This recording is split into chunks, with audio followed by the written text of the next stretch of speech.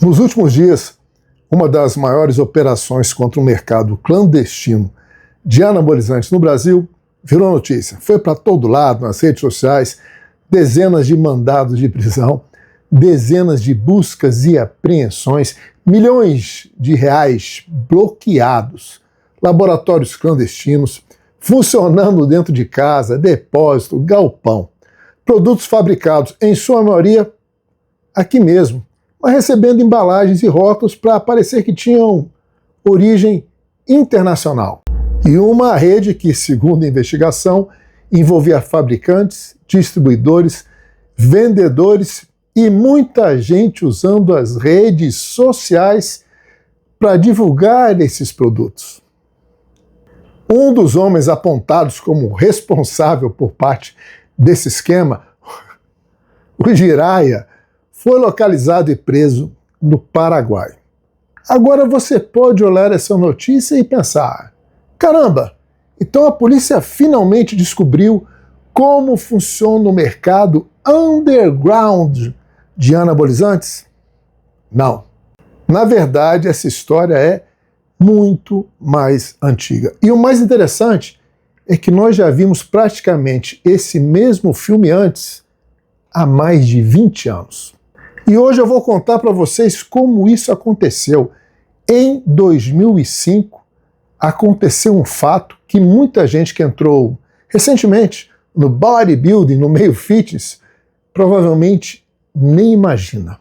Praticamente, do dia para a noite, boa parte dos anabolizantes que circulavam pelo mundo simplesmente desapareceu. Laboratórios foram fechados, produtos famosos sumiram, o fornecimento praticamente secou. A ideia das autoridades era atacar aquele mercado. Só que aconteceu exatamente aquilo que costuma ocorrer quando existe uma demanda gigantesca e alguém simplesmente fecha a torneira. Vai aparecer alguém para vender a água. E é justamente aí que começa a história do underground moderno. Por algum tempo, parecia que tinham conseguido. Parecia que o mercado underground tinha levado um golpe do qual não conseguiria se recuperar. Mas aconteceu exatamente o contrário. Porque os consumidores continuavam lá. A demanda continuava lá. E quando existe demanda, alguém simplesmente vai fazer o fornecimento. É a tal da venda da água da torneira que o pessoal fechou. E talvez, sem perceber, aquela operação ajudou a criar um modelo de mercado underground que existe até hoje. Inclusive o mercado que a polícia brasileira está combatendo agora, em 2026. Vamos voltar mais de 20 anos nessa história para entender como chegamos até aqui. Como funcionavam aqueles laboratórios. Porque o México virou um dos grandes centros desse mercado.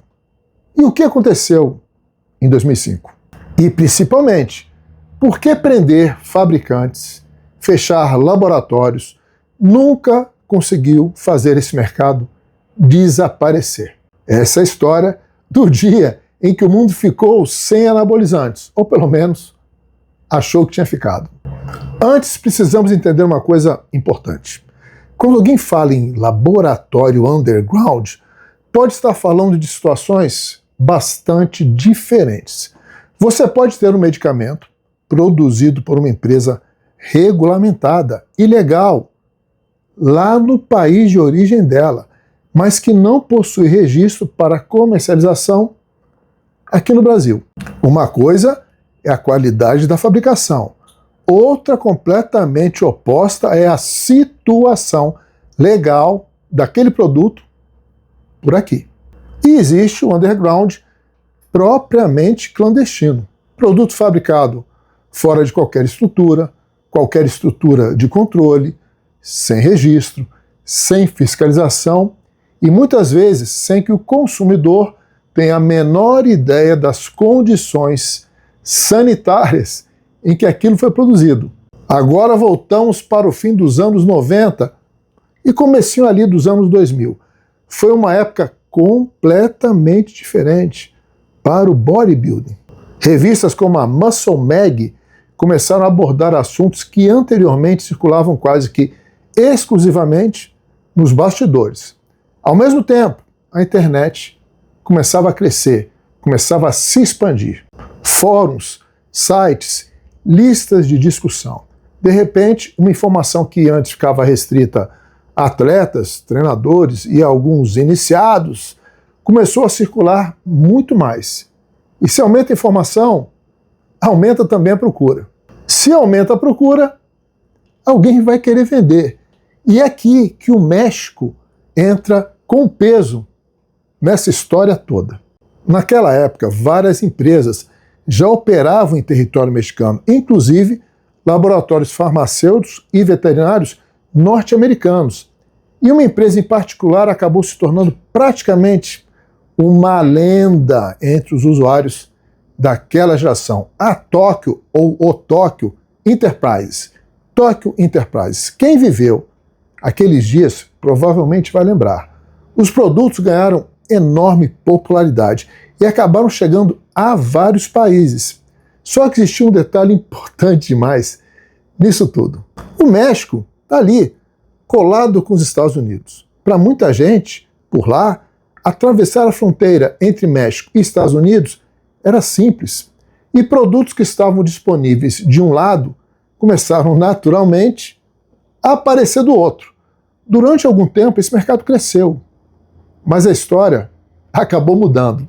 Porque algumas empresas e pessoas envolvidas nesse ambiente passaram também a aparecer relacionadas a outras substâncias controladas, incluindo a Special K, ou ketamina, analgésico poderoso muito usado ali naquele golpe do Boa Noite Cinderela. Muda completamente o tamanho do problema para as autoridades. O que até então podia ser visto como um mercado relativamente restrito ali ao bodybuilding começa a entrar no radar das grandes operações antidrogas. Chegamos em 2005 e vem o acontecimento que muda tudo completamente. A Operação Gear Grinder, uma grande ação envolvendo autoridades norte-americanas e mexicanas e atingiu todas as empresas ligadas à fabricação e distribuição dessas substâncias. Laboratórios fecharam, produtos voltaram a desaparecer, fornecedores simplesmente sumiram. E quem acompanhava o bodybuilding naquela época lembra da sensação: cadê tudo? Acabou. Ou pelo menos era isso que imaginavam, porque houve mais um problema. Os consumidores estavam lá, continuavam existindo. E essa talvez seja a parte mais interessante.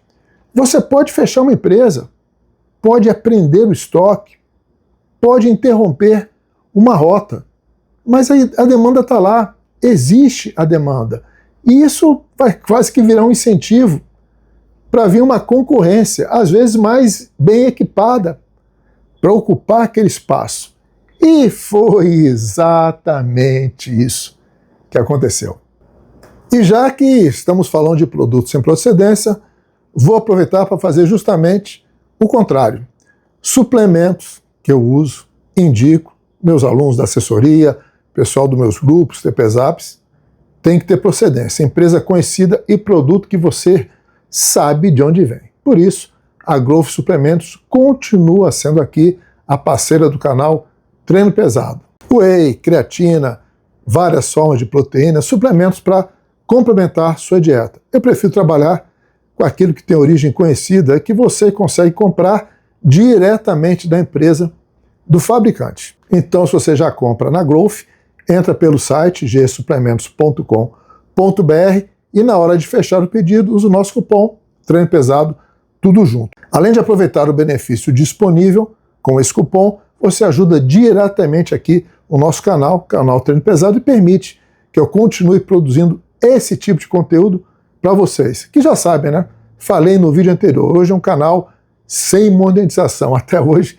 nada, como eu expliquei por lá nesse outro vídeo. Treino Pesado, tudo junto, guarda esse cupom. Agora voltamos para 2005, e é justamente depois da operação que essa história fica muito mais interessante.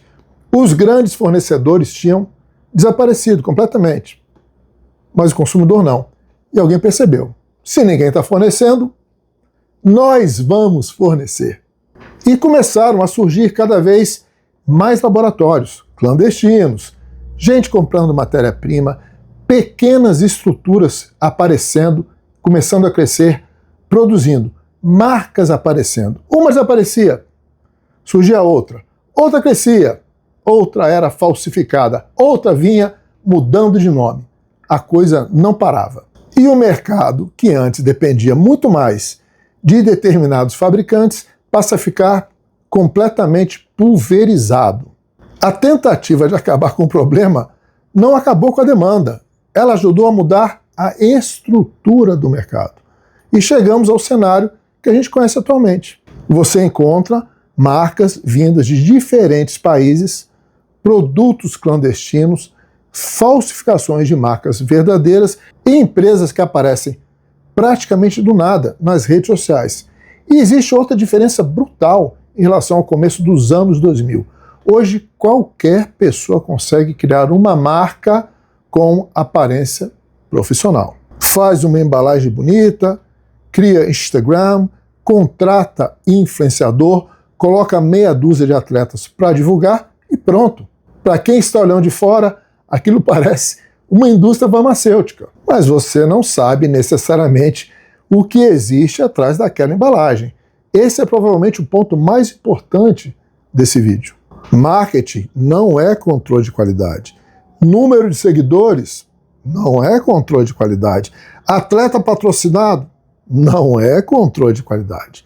Em um produto clandestino, você pode ter problemas de concentração, contaminação, falsificação e simplesmente não ter como confirmar que o conteúdo que está ali, divulgado no rótulo, corresponde exatamente ao que tem ali dentro. E outro problema, deu alguma coisa errada, alguma coisa não deu certo.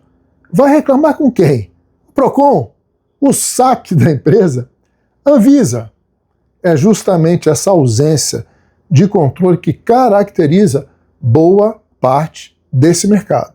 E talvez a grande ironia dessa história seja essa. Tentaram, em 2005, fechar a torneira, só que a água encontrou centenas de outros caminhos.